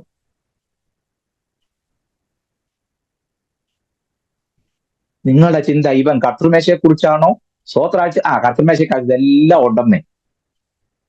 ഇല്ല, ഞാൻ വിഷയം വിട്ടുപോയതല്ലല്ലോ. സ്വോത്രം. ഞാൻ ഒരു കാര്യം പറയാം, നല്ല മനസ്സോടെ കൊടുക്കുന്നവനെ ദൈവം അനുഗ്രഹിക്കും. ഞാൻ എപ്പോഴും ഇതിനകത്ത് ഇപ്പൊ പറയേണ്ട ആവശ്യമുണ്ടോ എന്ന് എനിക്ക് അനുചിതമായി പോകുന്ന എനിക്ക് അറിഞ്ഞുകൂടെ. എന്നാൽ ഞാൻ ഒരു കാര്യം പറയാം, ദയവായി നിങ്ങൾ കുഞ്ഞുങ്ങളുടെ കയ്യിൽ 10 രൂപ നോട്ട് കൊടുക്കരുത്. പ്ലീസ് പ്ലീസ് പ്ലീസ്, 10 രൂപ നോട്ട് കുഞ്ഞുങ്ങളുടെ കയ്യിൽ കൊടുക്കരുത്. നീ ബുദ്ധിമുട്ടാണ്, നിങ്ങൾ ഇട്ടാലും കുഞ്ഞുങ്ങളെ കൊടുക്കരുത്. കുഞ്ഞുങ്ങൾ ഓർമ്മ നാള് മുതൽ നിങ്ങൾ 10 രൂപ നോട്ട് കൊണ്ട് ശീലിപ്പിക്കുക. മോനെ സ്വോത്രാഴ്ച ഇടുകയാണെങ്കിൽ 10 രൂപ ഇടാവുള്ളൂ. No, don't do that. ഞാൻ വെറുതെ പറയല്ല, ഞാൻ ഇത് പറയുമ്പോൾ നമ്മുടെ ഭാഗത്തിന്റെ ഇത് വേണമല്ലോ. എന്റെ മോളിപ്പം മംഗലാപുരത്ത് പഠിക്കുമ്പോൾ അവളെ ചെറുപ്പം പോലെ ചർച്ചിൽ പോകുമ്പോൾ സഭായത്തിന് തന്നിട്ട് 100 രൂപ അവർക്ക് വേണം, സൺഡേ സ്കൂൾ ഇടാൻ 50 രൂപയും വേണം, 150 രൂപ അവർക്ക് സ്വോത്രാഴ്ചക്ക്. എനിക്ക് എന്നാ സന്തോഷം എന്നറിയോ? അത് കക്ഷി നേരത്തെ തന്നെ മേടിച്ച് വെക്കുകയും ചെയ്യും. 100 രൂപയാണ്, 100 രൂപ ഒന്നുമല്ല, പക്ഷെ എന്നാലും 100 രൂപ സ്വോത്രാഴ്ച ഇടും, 50 രൂപ സൺഡേ സ്കൂളിന് സ്വോത്രാഴ്ച ഇടും. എന്റെ സന്തോഷം ഞാൻ പറയാം, ഞാൻ സ്വോത്രാഴ്ച ദശാംശം കൊണ്ടാണ് ജീവിക്കുന്നത്. കൊടുക്കാത്ത എനിക്ക് കിട്ടണമെന്ന് പറഞ്ഞ ഒക്കുവോ? പറ്റുകയല്ലോ. Praise the Lord. പിടികിട്ടുന്നുണ്ടോ ഞാൻ പറഞ്ഞ കാര്യം? അപ്പൊ ഞാൻ ചോദിക്കുന്നത് അറിയോ, നിങ്ങൾ വല്ലതും ദൈവനാമത്തോട് ചെയ്യുകയും കൊടുക്കുകയൊക്കെ ചെയ്യുകയാണെങ്കിൽ നല്ല മനസ്സോടും നല്ല നിലയിലും, ഇനി ഒരു കാര്യം കൂടെ പറയാം, നല്ല നിലയിൽ ഉണ്ടാക്കിയതും കൂടെ ആയിരിക്കണം, നല്ല മാർഗത്തിൽ കിട്ടിയതും കൂടെ ആയിരിക്കണേ. മനസ്സിലായില്ലേ? നല്ല മനസ്സോടെ കൊടുക്കണം, അത് നല്ലത് തന്നെ കൊടുക്കണം, അത് നല്ല മാർഗത്തിൽ ഉണ്ടായതും കൂടെ ആയിരിക്കും. ആ ലേവ്യപുസ്തകം പഠിക്കണം, അപ്പൊ നിൽക്കുക കാര്യം പിടിപിടിക്കും. സ്വോത്രം അല്ലേ? മുടങ്ങിക്കിടക്കുന്നൊക്കെ ഉണ്ടെങ്കിൽ അത് കൊടുത്ത് തീർക്കണം. മാർച്ച് 31 ഫൈനാൻഷ്യൽ ഇയർ അല്ലായിരുന്നോ? നിങ്ങളുടെ ദശാംശം സംബന്ധിച്ച് എല്ലാ ഫൈനാൻഷ്യൽ ക്ലിയർ ചെയ്തായിരുന്നോ നിങ്ങൾ? ഞാൻ കമ്പയർ ചെയ്ത് പറയും, നിങ്ങൾ പേടിക്കാതെ. സ്വോത്രം കുഴയ്ക്കാമെന്ന് ഞാൻ പറഞ്ഞതല്ല. ഞായറാഴ്ച 31 വരെ ബാങ്ക് ഓപ്പൺ ആണ്. കാരണം ഫൈനാൻഷ്യൽ ഇയർ തീരുക, കുറിച്ചുകളെല്ലാം തീർത്ത് ബാങ്കിന്റെ എന്താ പറയാ ഫൈനാൻഷ്യൽ ഇയർ ക്ലോസ് ചെയ്യാൻ വേണ്ടിയിട്ട്. ലോക ഗവൺമെന്റ് പോലും അങ്ങനെ ചെയ്യുമ്പോൾ ഞാൻ വിശ്വാസികളായിട്ട് പെട്ടെന്ന് തട്ടിച്ചെന്നുള്ളതേ ഉള്ളൂ. നമ്മുടെ ബ്ലോക്കായി കിടക്കുന്ന കൊടുത്ത് തീർക്കുന്നത് നന്നായിരിക്കും. സ്തോത്രം. തീരുമാനം എടുക്കുന്നത് കൊടുക്കാമെന്ന് പറഞ്ഞതും ഒക്കെ അത് നല്ല മനസ്സോടെ ചെയ്യുമ്പോൾ ദൈവം അനുഗ്രഹിക്കുമെന്ന് ഞാൻ എപ്പോഴും പറയും. നമ്മൾ ഒരു ദിവസം എന്താ പറയാ എല്ലാവരും ഒരു ദിവസം 3 നേരം ആഹാരം കഴിക്കുന്നവരാണോ നമ്മൾ? 5 നേരമൊന്നും വേണ്ട, 3 നേരം ആഹാരം കഴിക്കുന്നവരല്ലേ? അതെ. ഒരു നേരത്തെ ആഹാരത്തിന് എത്ര രൂപ ചെലവാകും നിങ്ങൾ ചിന്തിക്കണം. എന്നിട്ട് ഒരാഴ്ച ആ തുക വെച്ച് എത്ര രൂപ ചെലവാകും ചിന്തിക്കണം. അപ്പൊ ഒരാഴ്ച നമ്മുടെ ഫുഡിന് നമുക്ക് എത്ര രൂപ ചെലവാക്കുന്നു? എന്നിട്ട് നമ്മൾ 1 കിലോ മത്തിക്ക് എത്ര രൂപ കൊടുക്കും? അതും കണക്കാക്കണം. ഞാൻ ഇപ്പൊ ഒന്നും കൂട്ടി പറയുന്നില്ല. ആ 1 കിലോ മത്തിയുടെ കാശ് പോലും സ്വോത്രാഴ്ചപ്പാത്ത് ഇടാൻ വേണമെങ്കിൽ പിന്നെ നമ്മൾ എന്തിനാ ദൈവമക്കളെന്ന് പറഞ്ഞ് നടക്കുന്നത്?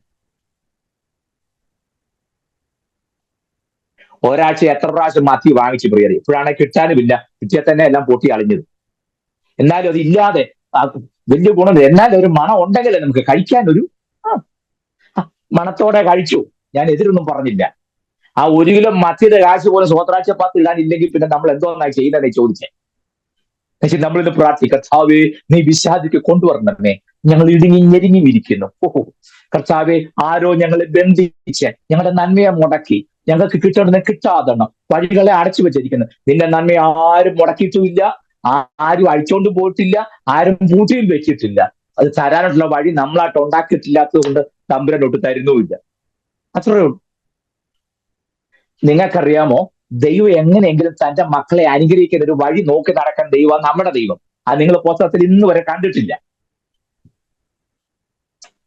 ഏതെങ്കിലും വിധത്തിൽ ദൈവത്തിന് തന്റെ മക്കളെ അനുഗ്രഹിക്കാൻ എന്താ വഴിയും തപ്പി നടക്കാൻ ദൈവം ആ വിശുദ്ധ വേദപുസ്തകത്തിലുള്ള. നമ്മൾ കേട്ട മുഴുവൻ മറ്റേ അണ്ണന്റെ കാര്യം. നാളുകളായി നിന്നെ മുടക്കി, നിന്നെ മുന്നോട്ട് വിടാതെ, നിന്റെ നന്മയെ തകർത്തുകൊണ്ട് നിന്റെ കുഞ്ഞിന്റെ ഭാവിയെ ഉടച്ചു കളഞ്ഞ് ആര്? നമുക്കത് കേൾക്കുന്നതാണ് ഇഷ്ടം. പക്ഷെ നമ്മളെ ഓടിച്ചിട്ട് അനുഗ്രഹിക്കാൻ പുറകെ നടക്കുന്ന ഒരു ദൈവമുണ്ട്. ആ ദൈവത്തെ നമ്മൾ കണ്ടിട്ടുമില്ല. സ്വോത്രം. ഇനി ഇത്രയും മതിയല്ലേ? ലഭിക്കാറും കർത്തൃമേശയുടെ കാര്യം പരിവർക്കേടാവും, എനിക്കറിയാം. പിന്നെ ഞാൻ എപ്പോഴും പറയാറുള്ളത് പോലെ നമ്മൾ ഇതിനു വേണ്ടിയിട്ടല്ലല്ലോ ഇറങ്ങിയത്. ഞാൻ എപ്പോഴും ഒരു കാര്യമുണ്ട്, ഞാനിത് തച്ചിനല്ല ഉടമ്പടിക്കാണ്. സ്വോത്രം. ഞാനിതെടുത്തതേ തച്ചിനല്ല ഉടമ്പടിയാ. ഉടമ്പടി. പണി തീരുമ്പോ അന്ന് കണക്ക് തീർത്തോളാം, അന്ന് കിട്ടുന്നത് മതി. ഇത് വേറെ. ഞാൻ പറഞ്ഞൊരു കാര്യം നിങ്ങൾക്ക് മനസ്സിലായോ? അയോഗ്യമായി അപ്പം തിന്നുകയോ പാനപാത്രം കുടിക്കുകയോ ചെയ്യുന്നവനല്ല, കർത്താവിന്റെ ശരീരവും രക്തവും സംബന്ധിച്ച് കുറ്റക്കാരനാണ്. കണ്ടോ? അപ്പം എടുത്തിട്ട് ഇത് എന്റെ ശരീരം, എന്റെ ഓർമ്മയ്ക്കായി ചെയ്യുമെന്ന് പറഞ്ഞു. അതിനുശേഷം പാനപാത്രം എടുത്തിട്ട് അവണം തന്നെ. നമുക്ക് ആ ഭാഗം പഠിക്കാനായിട്ടുള്ളതാണ് ഞാൻ വിശദീകരിക്കാത്തത്.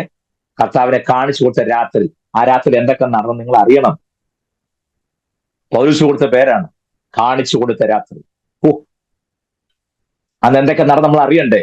പിന്നെ അറിഞ്ഞു നോക്കൂ. ഞാൻ വിചാരിക്കുക പൗലോസ് എന്ന മനുഷ്യനോട് ദൈവം ചെയ്ത കരുണയും ആ ദൈവം കൊടുത്ത വെളിപ്പാടും എത്ര ശ്രേഷ്ഠമാണ്. കൂടെ ഇരുന്ന് അപ്പം വീഞ്ഞും തിന്ന ഒറ്റവർത്തം പോലും ഈ തിരുമേശ എങ്ങനെയാന്ന് എഴുതി വെച്ചില്ല. എഴുതി വെച്ചോ? ഈ 12 ഒരാളെങ്കിലും തിരുമേശ എങ്ങനെയാന്ന് എഴുതി വെച്ചോ? ഇല്ല. കർത്താവിനെ കണ്ടിട്ട് പോലും ഇല്ലാത്ത. ഞാൻ കർത്താവിൽ നിന്ന് ശരി 1 ലേഖനത്തിന്റെ 23 മുതൽ 30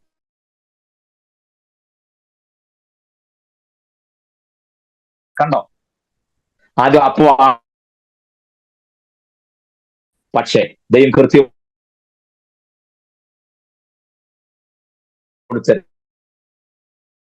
എടുത്തിട്ട് രക്തത്തിൽ പുതിയ നിയമമാകുന്നു.